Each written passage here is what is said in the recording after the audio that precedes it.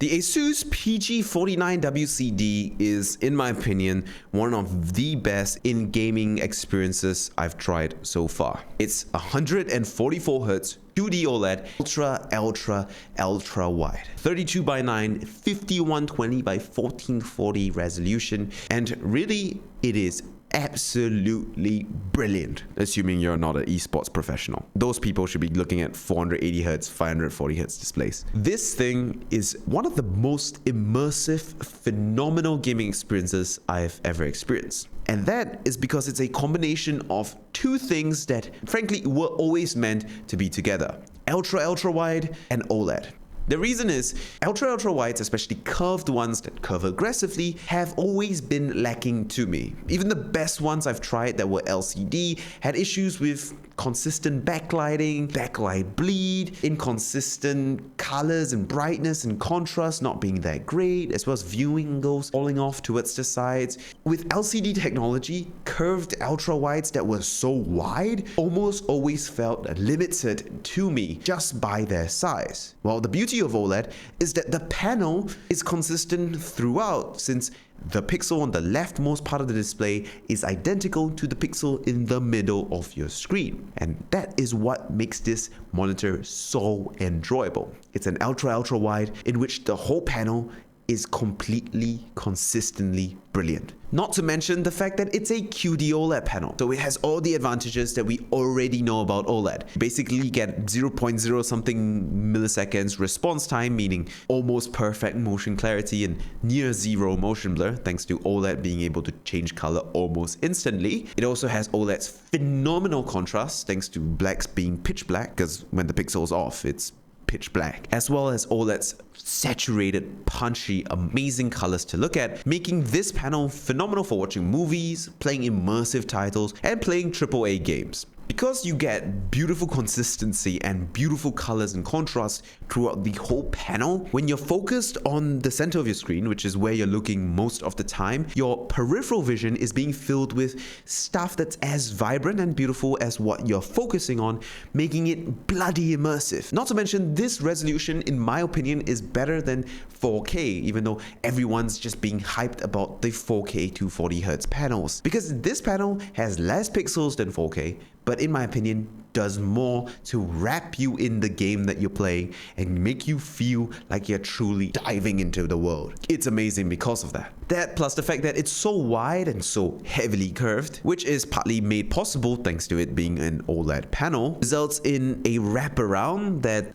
can only really be beat with a VR headset. Now, this panel is also extremely versatile because it's QD OLED, which enables it to double as a 2560x1440 144Hz 27-inch gaming monitor that is using QD OLED if you happen to be playing a esports title that requires you to run black bars and have it in the middle of the display. If you were using an LCD version of this display, well, the black bars will look like they have a lot of backlight bleed, be gray, and look horrible. But on this panel, black bars just look black because the panel has turned off in those areas. That means this panel also allows you to play esports titles pretty well, actually. Absolutely bloody brilliant.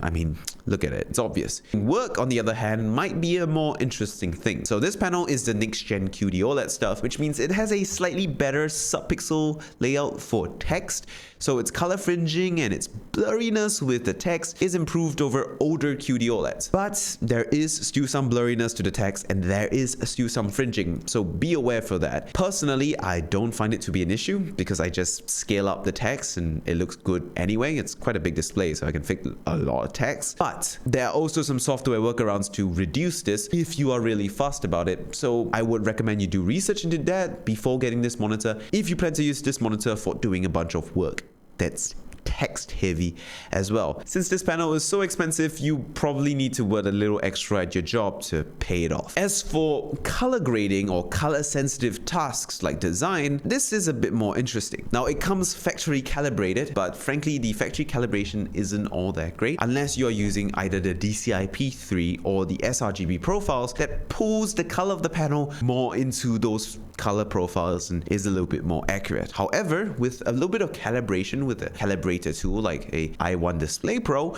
you can actually get the accuracy of the panel pretty good. So it actually can be a display for, you know, mid-range or upper mid-range color grading, especially if it's something that's published to the web. If it's something that's published to the cinema or print, it's probably still wise to get like a proper color grading display. This panel also has a couple of cool little features. It's got a tripod mount on top, a USB port on top for easy cable management of your webcam, which is, I think, pretty sick. As for peak spot brightness, it goes slightly above 450 nits in my measurements. As for peak screen brightness with a wide window, it goes above 300 nits. However, if you turn on uniform brightness mode, it's about 250 nits. Personally, I think if you can close the curtains or you are in more of a shaded area of your house, this level of brightness is actually good enough for even daytime use. However, if you're beside a window and you like having sun shining directly onto your screen, then yeah, this screen is not going to get bright enough. And if you're wondering, yes, this has a glossy coating, but it's not like the glossiest coating I've ever seen. It's glossy, but not full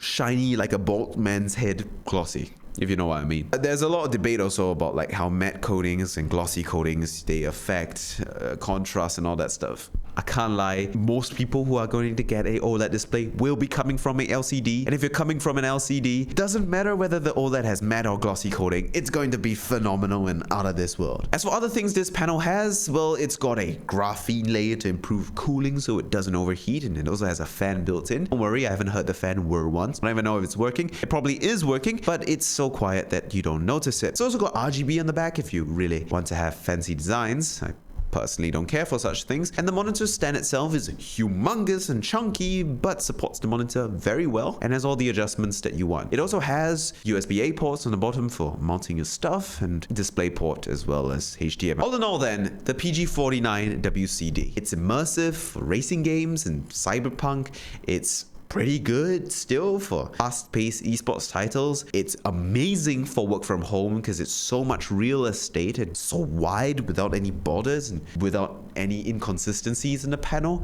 And well, the thing just looks bloody brilliant on my desk. So yeah, the PG49WCD, a excellent gaming monitor. But the question is, should you buy it? Is it worth it? Well, this thing is really expensive, so you need to have a good level of disposable income to actually afford it to begin with. But I can't lie, if you can afford it, and it's not like an expense that's gonna make you really broke and struggle to eat for a few months, obviously don't buy this monitor in that case. But if you can afford it comfortably, this is absolutely one of the best gaming experiences you can ever get your hands on. Do be aware that this is a panel that is really good, but being released in the early days of basically next-gen technology, which means this technology is going to get a lot better, a lot more quickly. And you can already see that fast change happening with 480Hz panels coming out, 360Hz panels already being available, 240Hz 4K stuff, 3-year burn-in warranty starting to become the standard. This is admittedly a little bit of an older panel compared